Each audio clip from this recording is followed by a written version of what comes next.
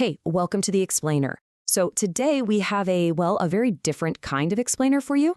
We were given two really intriguing titles to break down for you, but there was a pretty big catch. This is the story of what happens when you get the cover, but not the book. So here's how we're going to walk through this. First, we'll show you the assignment we got. Then we'll get into the major roadblock we hit almost immediately. After that, we're going to talk about our biding principle, the rule that shapes everything we do here. And finally, we'll lay out the only responsible path forward. All right, let's get right into it. The foundation of any explainer we make is the source material. So let's start with the two titles we were actually given to analyze.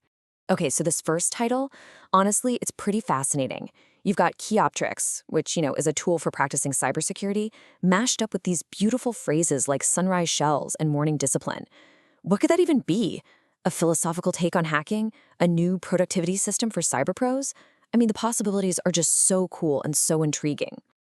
And then there's the second source. In Korean, this just translates to new memo. That's it.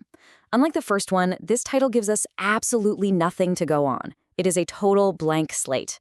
Is it connected to the first one? Is it a random set of technical notes, a poem, a grocery list?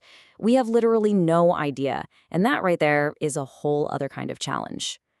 So, we have these two titles. One's compelling, one's a complete mystery. But this is exactly where we slam on the brakes.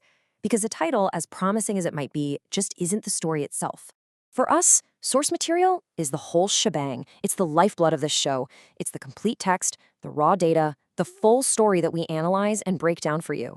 And in this case, for both of these titles, the status is, well, it's missing. We have the book covers, but there are no pages inside. And just think about it for a second. If we just started guessing what Sunrise Shells is about, we'd be doing a huge disservice to the person who created it. What if it's a super detailed technical guide, but we present it as some kind of motivational essay? We've totally failed.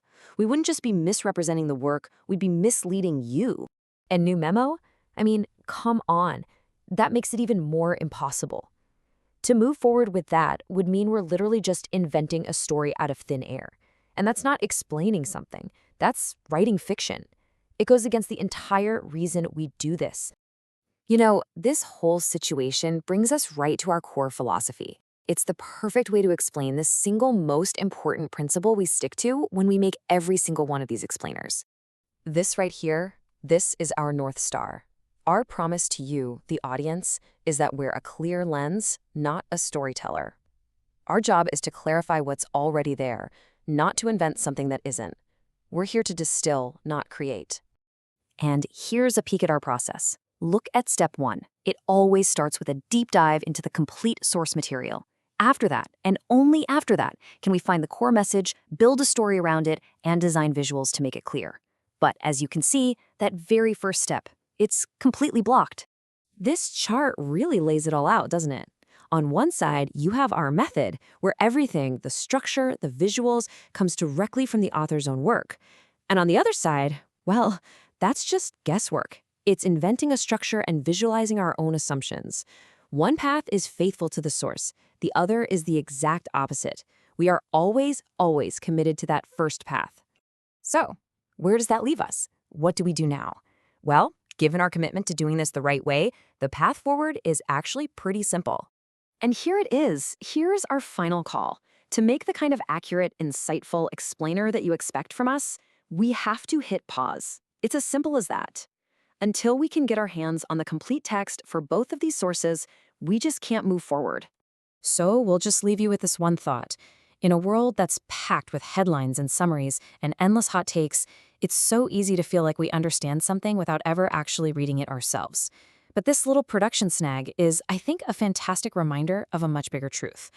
Without the original source, without seeing the full picture, how can any of us really truly claim to understand someone else's idea? We don't think you can, and we hope you'll join us next time when we've got the full story to tell.